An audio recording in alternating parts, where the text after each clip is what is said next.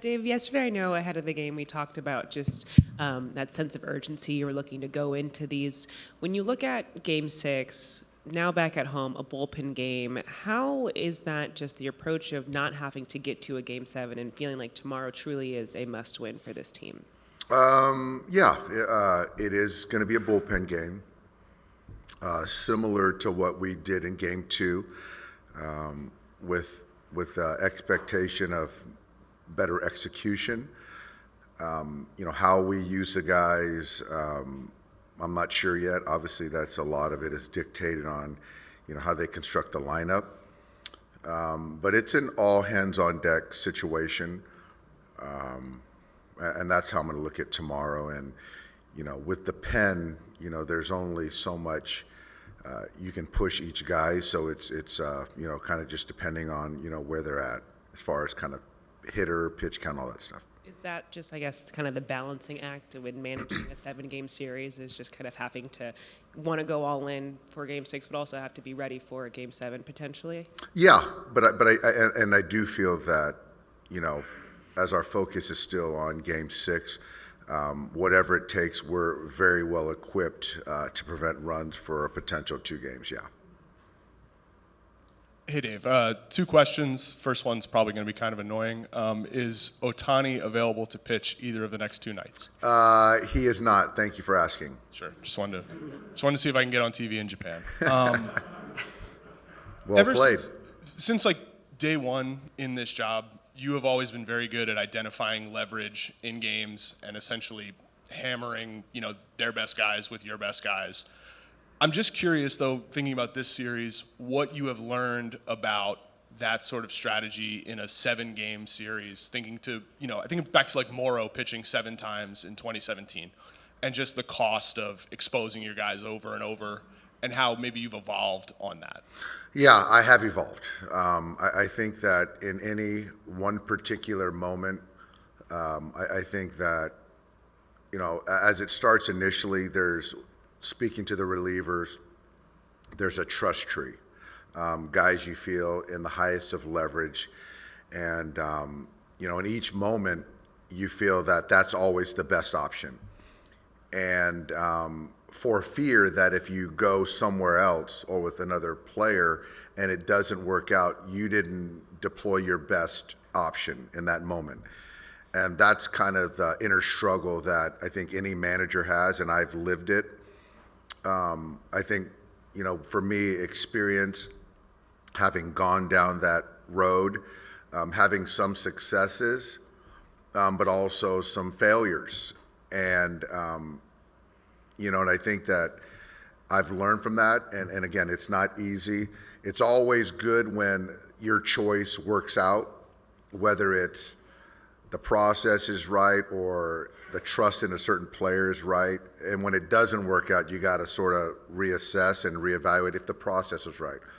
So I think that's probably, Andy, my biggest takeaway. And, we have 2 games here, potentially 2 games here. And I feel that to prevent runs, we're in a very good spot. I don't think we've exposed our high leverage guys at all. And that's part of kind of the learning curve for me over history, yeah. Okay, Jack? Have you talked to Freddie yet today, and is there a decision about him for tomorrow yet? I haven't talked to him yet. I know he's in the training room right now. I mentioned last night that I do think that his swing has been compromised because of the ankle, and he's grinding. So, as I sit here, I'm expecting him in there, but until he's not. But if it's costly for him, for us, then we'll certainly pivot. And then when you say the pitching plan being similar to Game 2, does that mean trying to get some bulk innings from whether it's Knack or somebody else kind of early in the game to bridge to your higher leverage guys later? Or could you be more aggressive with those guys earlier than last I think we can be a little bit more aggressive. I'm going to go down here to Juan in the front. I guess kind of to that, like, how do you weigh in the fact that you have to, like, obviously if you win tomorrow, the series is over, but you might have 2 games. Like, how do you kind of balance that? I think doing everything we can to win tomorrow. I just don't think there's much cost given that we have an off day today, where the pen is at. where the starters are at, would bleed into the next day. So I just don't think there'd be much cost. How I kind of manage tomorrow. Do you have an opener yet? Or? We don't. We're the guys will be out there shortly. They're going to go through their catch play. I really don't. I don't know, and not sure. No. We're going to go to Mike.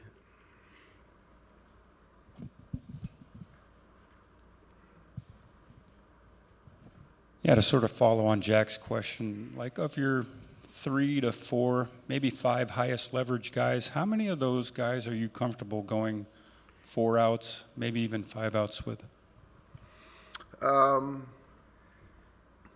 Few of them. Yeah. Given where we're at today with the off day and talking about tomorrow, I think a few of them for sure. Yeah. I think they'll do whatever is asked of them, for sure. But obviously, Mike, the game situation certainly matters. If it's victory formation, we're going to do whatever it takes. You go here on the left. Hi. You mentioned about Shohei's base running last night. So, did you talk to him about it? Our Dino Ebo talked to him. How was that? I didn't follow up. Yep, it won't happen again. Okay. Thank you. On the right, Bill. Another evolution question for you. How has your confidence in winning bullpen games changed over the years? You know what? I feel that, I think I've always felt, Bill, that a bullpen game gives you a really good chance to prevent runs. There's a cost afterward. You're talking about regular season games typically. The win-loss, the offense scoring matters too. But I do think in a vacuum, bullpen games give you a chance in a vacuum to prevent runs, certainly. I still stand by that. And if we had told you in spring training that you'd be running a bullpen game to try and get in the World Series? I would have taken the other side on that one. One more. To put it bluntly, with Freddie, has it gotten to the point where you feel, as noble as his effort is, that he's hurting the team by being in there? So I think that one component, if you're looking at the results of the last handful of at-bats, you could argue that point. But I could also argue that him doing whatever he can to be on the field and to post, I think speaks loudly in that clubhouse. So then the decision is, net sum, what makes the most sense to win the game tomorrow? And that's the decision we'll make together. But I'm not going to compromise his health or certainly winning a game tomorrow if he's not mentally and or physically ready to go. Okay, Fabian. To follow up on the pitching points, obviously you want to win tomorrow, but if you are deploying all your leverage guys tomorrow, are you guys in a spot where you have enough pitching coverage for a potential Game 7? Absolutely, we do. That's part of the kind of the math when you're in a minus game. The last game, that's part of the math too. Yes, we're covered with preventing runs. Absolutely.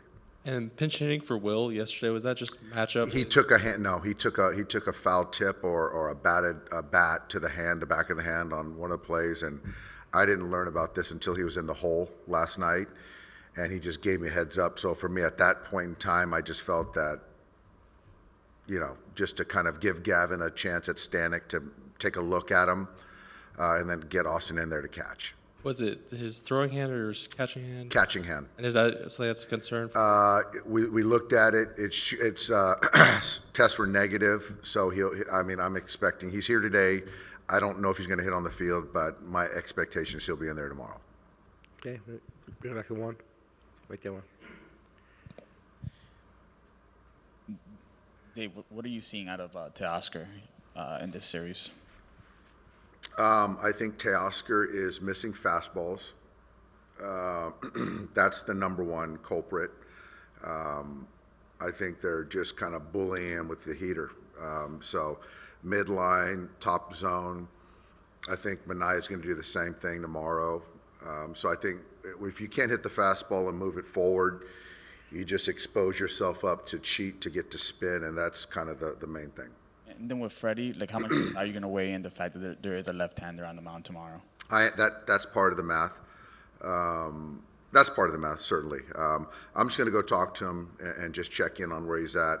But I'm not going to make a decision today. I don't think we need to, and then we'll just kind of come in tomorrow, see where he's at. But knowing the arm who's starting certainly is part of it. Yeah.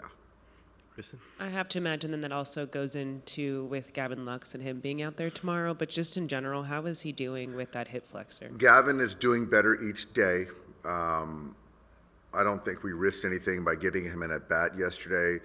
He's not 100%, but with today being off, tomorrow not starting, I think that we're getting into a good spot.